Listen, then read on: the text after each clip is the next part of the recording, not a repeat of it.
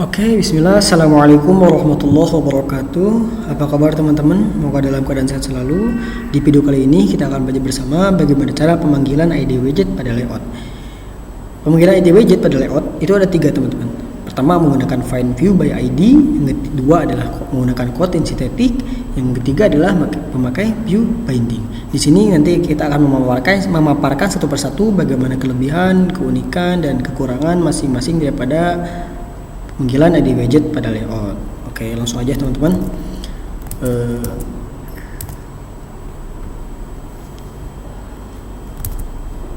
Oke, langsung aja teman-teman.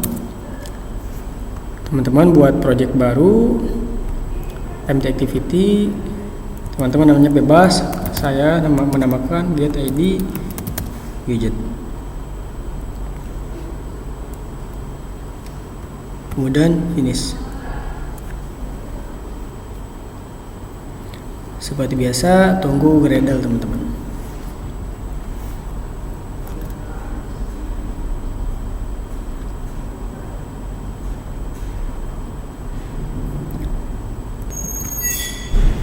Oke teman-teman, setelah Gradle selesai, pertama kita tambahkan main activity satu lagi.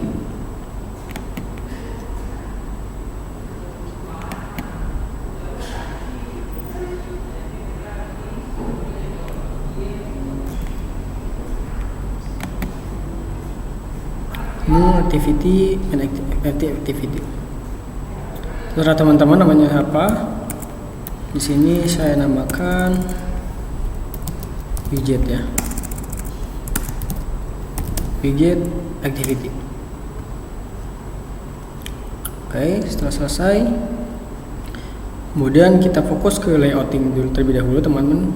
Karena di sini kita hanya memaparkan dan menjelaskan bagaimana cara penggunaan pemanggilan ID widget pada Kotlin ini, maka kita akan buat project sederhana, hanya ada aplikasi button aja teman-teman. Nanti dia menampilkan notif gitu teman-teman ya. Oke, pergi ke resource layout. Nah, teman-teman berangkat ke main activity. Kita ubah dulu di sini. Ini menu, saya menggunakan linear aja. Linear layout.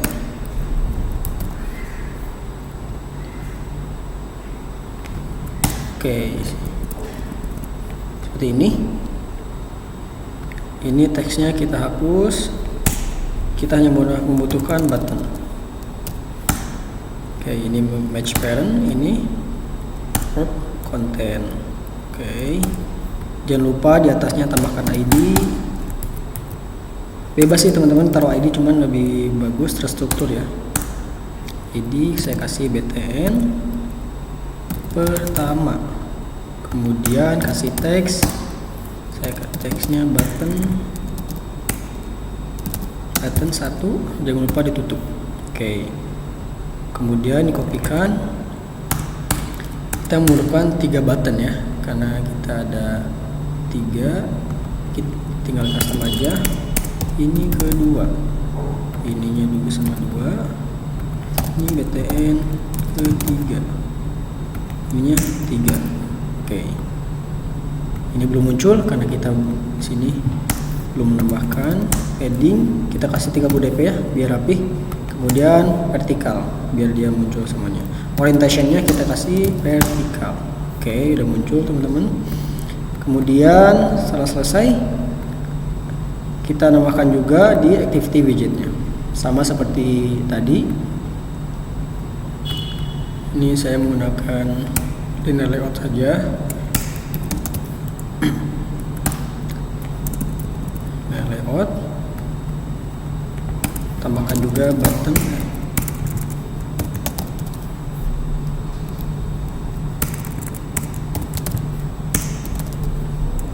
Nah, kalau nggak kopiin aja teman-temannya yang ini. Kan bisa kopikan semuanya, button doang, Ctrl C. Dan paste di sini. Nah, ini lanjutin yang tadi. Kemudian dikasih 4 aja ya. 4. ID-nya ini button 4. Kurang T. Oke, udah muncul button ini BTN ke-5 atau BTN 5. Ini BTN 5, ini BTN 6. Ini juga kasih BTN 6. Oke, jangan lupa padding 30 dpl. Oke, kemudian orientation vertikal. Oke, setelah layout selesai, kita menuju logiknya teman-teman. Oke, di sini. Sip, belum bisa enter. Yang pertama, kita menggunakan Kotlin terlebih dahulu teman-teman. Yang terpenting adalah kita buat di Gradle. Kita tambahkan Kotlin extension teman-teman. Bisa ketikkan ID, kemudian Kotlin Android extension. Jangan lupa disinkronkan. Oke. Nah, ini untuk yang terpenting adalah untuk Kotlin static ini menambahkan extension di Gradle teman-teman ya. Setelah selesai, oke, kita lanjut ke main activity. Oke, kita buat di sini ya logiknya. Nah, di sini kan di main activity ini ID-nya hanya ada satu button pertama, kedua, ketiga. Ini adalah circle-nya main activity. Oke, di sini kita panggil. Pertama kita panggil ID-nya. Nah, di code static ini teman-teman, ID-nya itu akan muncul semuanya dari project kita tanpa terkecuali. Walaupun dia dalam bukan ranah dia akan memunculkan ID-nya di semua teman-teman. Maka untuk orang yang tidak kehati-hatian ini saya sarankan jangan memakai Kotlin static teman-teman. Namun nanti kita bahas satu lagi. Ini teman-teman. Jadi jangan sampai kita salah alamat teman-teman. Kita memanggil ID tapi ID-nya itu bukan di ranah dia, tapi di activity widget kita panggil 4 misal di sini. Sebenarnya bisa aja di sini gak akan ada error kayak gini atau merah kayak gini teman-teman. Cuman nanti aplikasinya itu bakalan for close teman-teman. Gak akan berfungsi. Ketika kita klik buttonnya, misal di sini kita klik button, nanti dia akan keluar sendiri for close namanya teman-teman. Ini salah pemanggilan ID, itu salah alamat. Jadi gunakanlah sesuai porsinya. ID main activity ya dia main activity gitu kan. Di sini ID-nya hanya ada 3. Nah, di sini hati-hati teman-teman. Di sini jadi tidak semua kita bisa pakai ID-nya. Hanya ada di circle dia aja gitu kan. Kita contohkan ini button pertama karena dia ada di ID activity main, kemudian titik, teman-teman bisa ketikkan set on disk kernel. Kemudian di sini kasih toss itu kayak notif teman-teman ya. Ini max text, kemudian di sini this, kemudian koma. Nah, di sini masukin teksnya. Ini saya contohkan sini adalah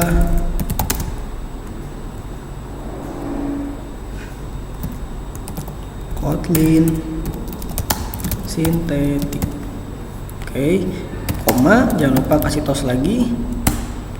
Ukurannya length short, kemudian di luar kurungnya kita kasih show.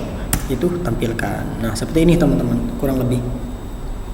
Jadi ketika kita klik button pertamanya itu ini teman-teman. Tolong dong ketika diklik.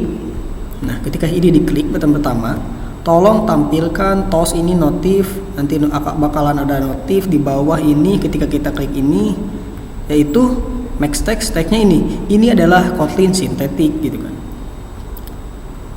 Ukurannya length short dan agak kecil. Kemudian tampilkan. Nanti ketika teman-teman, kalau Anda sarankan pakai handphone Gradle-nya atau run-nya teman-teman. Maaf saya nggak pakai emulator sini biar cepet. Teman-teman bisa klik di sini. Ketika diklik nanti akan ada toss notif di sini, yaitu teks berupa teks. Ini adalah Kotlin sintetik, begitu teman-teman. Begitulah teman-teman kekurangan dan kelebihan penggunaan daripada Kotlin sintetik ini teman-teman. Ini teman-teman bisa menimbang sendiri ya, mana yang cocok untuk teman-teman pakai. Oke, jadi hati-hati ya teman kalau memakai Kotlin sintetik ini. dalam pemanggilan ID-nya. Nanti ditakutkan for close di aplikasinya, walaupun di sini agak error gitu kan. Jadi harus lebih aware dan hati-hati untuk memakai konten sintetik ini. Nah, yang kedua kita memakai pemanggilan ID pada widget pada layout menggunakan yang kedua adalah view binding. Nah, yang terpenting teman-teman memakai view binding ini, teman-teman tambahkan di bullet Gradle di tepatnya di bawah content option setelah kurung kurawal, yaitu bold with filters.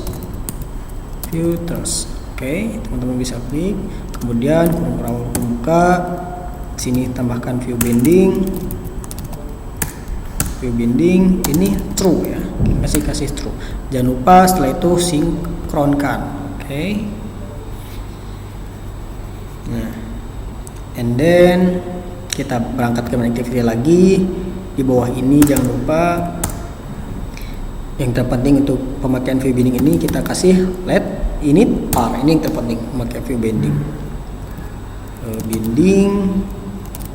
Titik 2 kita manggil activity binding. Nah, ini teman-teman caranya. Kemudian di bawah concrete kita masukkan binding titik, kemudian maaf teman-teman, bukan titik ya, tapi sama dengan yaitu activity main binding. Nah, seperti ini. Ini bindnya kita ubah ke inflight. Nah, seperti ini. Ininya layout inflighter ya. Nah, seperti ini. Oke. Terus jangan lupa di kontennya biar dia menampil, kita ubah ke rootnya si binding teman-teman. Kita kasih binding, kemudian root. Oke, biar bisa kepanggil. Nah, langsung di sini kita panggil ID-nya teman-teman. Jangan lupa kita kasih binding dulu titik. Nah, ini teman-teman. ID-nya ini untuk view binding ini enak teman-teman. Teman-teman kalau misalkan untuk kehati-hatian, teman-teman bisa pilih cara pemanggilan ID widget pada layoutnya memakai view binding. Jadi dia hanya fokus menampilkan ID di dalam ranah dia, di dalam server dia, gitu kan. Bukan seperti Kotlin sintetik, dia menampilkan semua ID walaupun di server yang lain gitu kan. Jadi kita bingung. Nah, saya sarankan untuk teman-teman lebih kehati-hatian, teman-teman bisa pilih view binding ya. Jadi dia menampilkan ID dalam ranah dia doang teman-teman, enggak sampai memanggil ID di luar ranah dia. Jadi enggak sampai salah alamat teman-teman. Oke, kita coba btn kedua, kemudian titik sama juga ini set on list benar. Di sini kita kasih toss sama juga, kemudian text, kemudian list koma, kasih tagnya juga. Ini adalah bebas ya teman-teman, apanya view binding. Oke, jangan lupa kasih toss lagi ukurannya length sort, ininya kita tampilkan show. Oke, udah selesai ya. Nah, untuk penulisannya, caranya ini berbeda, namun hasilnya ini sama teman-teman ya, yaitu menampilkan teks seperti ini. Caranya aja yang berbeda teman-teman ya. Oke teman-teman, saya harap teman-teman bisa paham ya. Mudah-mudahan gampang kok insya Allah. Nah, yang terakhir teman-teman kita menggunakan find view by ID teman-teman. Nah, ini find view by ID ini dia alamiah teman-teman, tidak menambahkan plugin di Gradle teman-teman. Dia hanya memanggil saja ya, jadi nggak menambahkan plugin di build Gradle ini, tidak seperti kayak view binding dan content sintetik. Jadi tinggal kita kasih par aja, kemudian namanya bebas. Saya kasih btn 3 misal, teman-teman bebas namanya apa. Kemudian di sini find view ID, di sini kasih button, kemudian R, sini ID. Nah, ini teman-teman. Si find view by ID ini ada kesamaan ternyata dengan konten sintetik. Dia menampilkan ID semuanya walaupun di luar server dia gitu kan. Cuman ya bedanya itu teman-teman, cara dan pemanggilannya ya yang beda. Ini yang dilakukan beda yang ketiga deh. Kemudian setelah itu tuliskan parenya tadi namanya apa? Yang 3 ya, yang ini. Kemudian set on listener sama tos seperti kayak di atas teman-teman ya, make text gampang teman-teman ya. Jadi semua memiliki variasi dan ciri khas masing-masing. Sama juga ini adalah find view by ID. Terus sini show. Oke. Begitu teman-teman ya, gampang ya. Insyaallah teman-teman bebas memakai yang mana ketika memakai ID widget pada layout, memakai view binding atau find view by ID atau juga kode sintetik. Terserah teman-teman nyamannya yang mana dan cocoknya yang mana gitu kan. Oke, teman-teman bisa run sendiri ya teman-teman. Oke teman-teman, mungkin itu saja yang bisa saya sampaikan perihal cara pemanggilan ID widget pada layout, yaitu ada 3, view binding, kode sintetik, dan find view by ID. Mungkin ini saja yang saya bisa sampaikan, kurang lebihnya mohon maaf. Wassalamualaikum warahmatullahi wabarakatuh.